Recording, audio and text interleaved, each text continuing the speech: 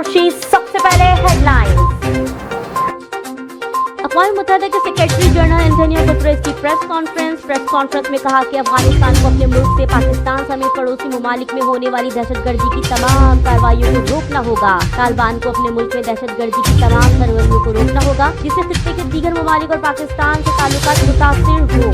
Antonio Guterres ने मजीद कहा कि मैं आलमी बरादरी को पाकिस्तान की इस सैलाब से मुतासिर की मदद के लिए मुतहर्रिक कर रहा हूँ।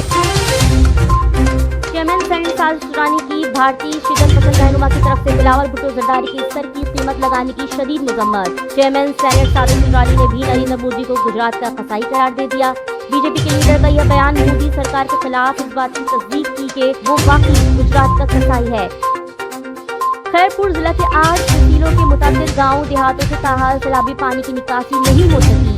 मौसम सरबा ने सैलाब मुतासरीन की मुश्किलात में मजीद इजाफा कर दिया। सैलाब मुतासरीन आरजी खैमा बस्तियों में बेयारो मददगार सर्दी का मुकाबला करने पर मजबूर हैं। सर्दी में इजाफे के बाद सैलाब मुतासरीन बच्चे बीमार होने लगे।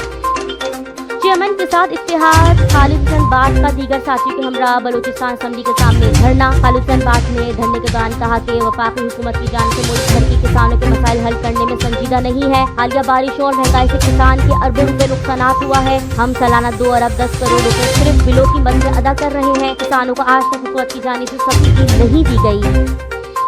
खैरपुर जिला में महकमा पब्लिक हेल्थ और म्यूनिसिपल इंतजामिया की नाअहली और लापरवाही के बायस पूरा शहर तबाही के किनारे पर पहुंच गया। दुकानदार ताजरों की जानिब से फुटपाथों पर कब्जा जमा लिया गया। इंतजामिया गायब, शहरी शहीद परेशान। हेडलाइंस आपने जानी, बढ़ते हैं तफसीलात।